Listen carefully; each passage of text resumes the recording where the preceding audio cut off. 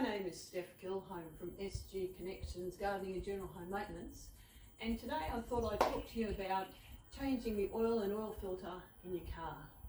Now this is a Honda CR-V 2001 model, and I change my oil and oil filter every 12 months. So it's due for replacement. There's some kit you need before you even think about starting, and first up is your ramps. Don't go cheap on these ramps because that's what's holding your car up. So get car ramps that are suitable for the weight and type of car that you've got. That's important. The other thing is oil. Make sure you get the right oil for your car. If you're not sure, have a look in your manual, in your car manual. It'll tell you what sort of oil you need, what sort of oil filter you need, and where it's actually located in your car. And for cars of this vintage, it's pretty easy to find, so we'll go through that in a minute. Always make sure that you have an empty container to put your oil in. You need to dispose of that at the local tip. There's a specified place for doing that, so have one of these on handy, and of course you'll need one of these to make it easy to get the oil back into the oil reservoir. You'll need a oil container to capture the oil when it comes out of the oil sump. It's just a plastic container, easy to find. Your oil filter, the make and model will be in your manual, and just take that down in your car. Local place, Repco, Super Cheap Auto, one of those places stock all these. And the equipment to get your oil filter off, well, that varies depending on where it's placed in the car. In my car, it's in a bit of an awkward place, so I've got a oil filter removal cap. What happens is it sits on the top of your oil filter like this, and to get it off, you just get a ratchet. It goes on the bottom like that, and then it's really easy to get on and off. It sits like that underneath the car, so at least with the ratchet your hand is down and it's nowhere near the hot pipes that you're not going to get burned. And also make sure that you have some heavy duty gloves. Very important PPE. Make sure that your hands are well protected, and eye coverings. I wear glasses, so I don't worry about over glasses, and long sleeve shirt if you're not too confident, just to protect your arms. So, and a rag, always handy. And also have tarp on your carport. You don't want any oil spills on your carport, causes staining. And the added thing that I always use is I chock the rear wheels with heavy duty wheel chocks, just in case. Always good to be over cautious. It's not likely, the car's not likely to roll off. I've got the handbrake on. It's in first gear. It's sitting nicely in these ramps, evenly spaced, well positioned. But always good to have wheel chocks in the back. You never know. Safety is everything. So, okay. What next? Well, before you even look at getting your oil out, always important to run the car for a few minutes, warm the oil up. The thing with oil is it's very dense when cold. So in order to make sure that when you take the oil sump bolt off, to get the maximum amount of oil out of your oil sump, you need to warm it up. It changes the viscosity. It goes from a dense liquid to a very thin liquid. So that way, when it's warmed up, most of it will come out, because that's what you want. You want to get all the old out and get the new in. So make sure that before you start, you warm your car up for a few minutes, not to get it hot, but just warm, overly warm, and then it's good to go. So let's get started.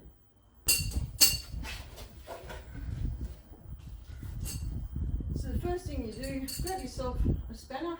You're going to have to loosen off the bolt on the oil sump, which on this car is just there. Spanner will do, and make sure that the container is right underneath, because when it comes out, it'll come out quite quickly. and just be mindful that you don't want to get yourself splashed, so just be a bit careful with that. The other thing too is in your manual it'll probably say replace the washer. I do that every couple of years, but you can do that yearly. So let's get the bolt off.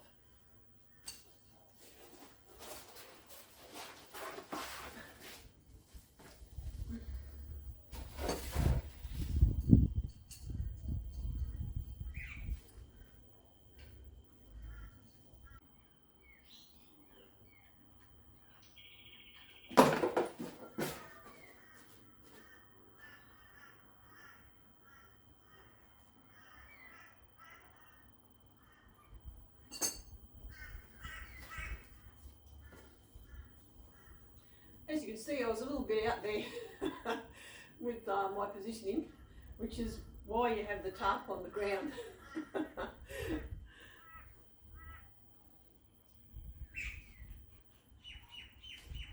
So there's a fair bit of oil coming out, so make sure you get a decent sized container because it will fill up fairly much to the top.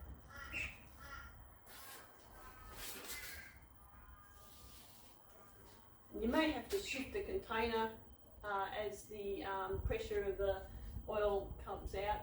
It will start to, the flow will shift, so just be mindful of that.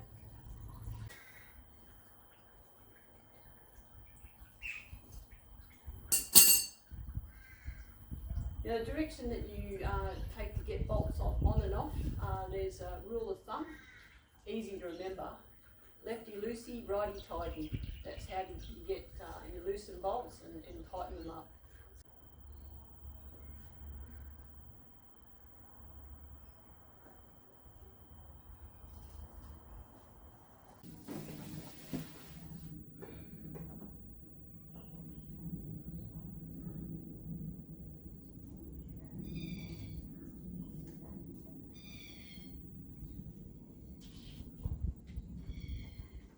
We're going to get the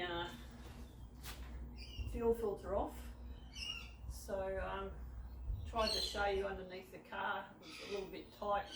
Hopefully you got the idea. But again, when you finally take this off, there'll be some oil in there that'll come gashing out as you take the old one out. So just make sure you've got it, this tray as well placed as you can.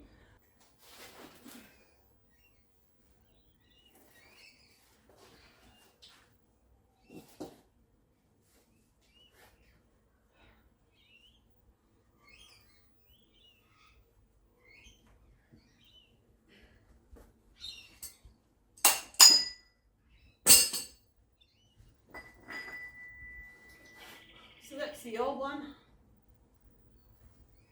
I just put it in the box, get it out of the way. So this little bit of kit really is quite handy. Okay. So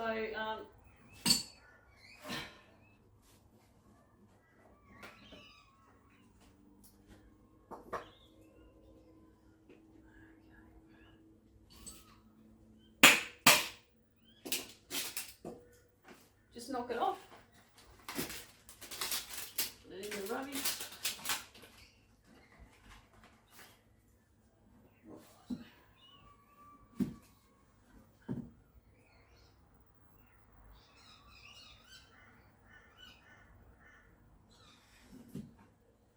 And like I said, just use some of the new oil. Just put it on the finger and then just rub it around on the seal. Just put it on the seal of the new oil filter, and that just helps with the seal. So just all around there. It's all done. Only just a little bit. You don't need a lot. Just enough to cover it.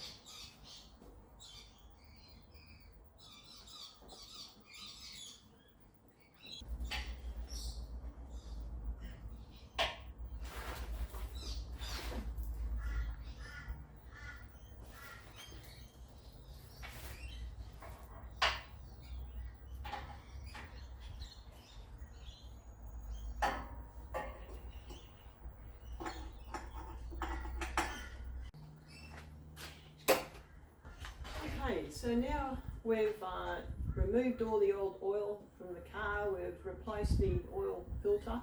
Now we've done all that, we have to put fresh oil into the car. So the first thing you've got to do is unscrew the fuel cap. So I'll show you where that is on this car.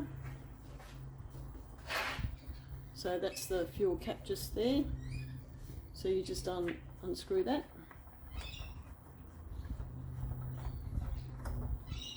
Like that.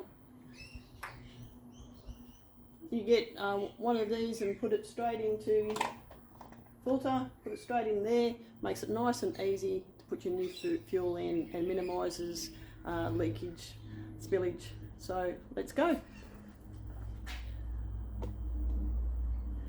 Now you don't put all the oil in straight up, just put in about half to three quarters of what you need, because once you've done that you'll then take the car off the ramps, warm it up a little bit, and then just pull out the dipstick to see how much more you need, and then top it up from there. So let's go. Just make sure when you do top up that you're on a level surface. That way you're getting a correct reading. The way you check your levels is you pull the dipstick out, and you can see what your low and your high levels are.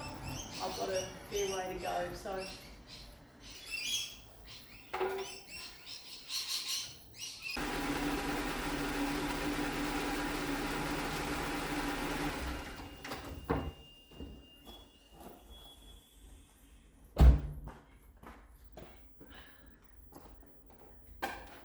I've just warmed up the engine a little bit just to get the oil flowing through the system, and we'll see how much more oil we need.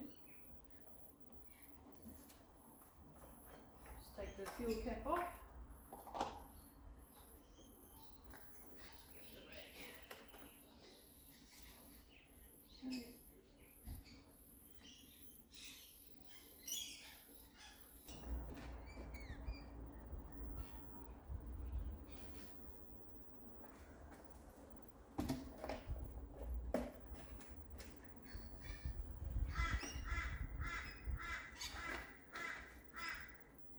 Okay, so there you go.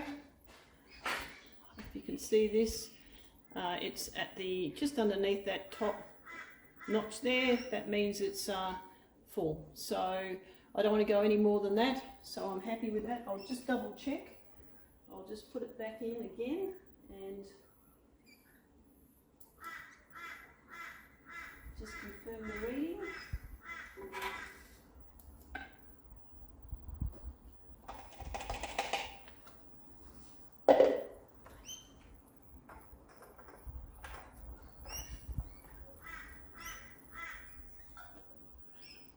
Yep, so again, it's right there at second notch. So that's exactly where I want it to be. So I'm very happy with that. That's it, pretty much job done. Just make sure you put the dipstick back in. That's in.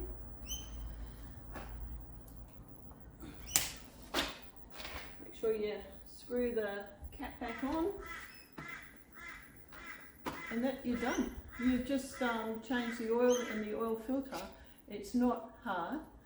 Can be a little bit messy, but it's not hard. And it saves you some dollars, and you don't need a lot of kit. Once you got it, you've got it for good. So have a go. Do it yourself. Save yourself some money. All right?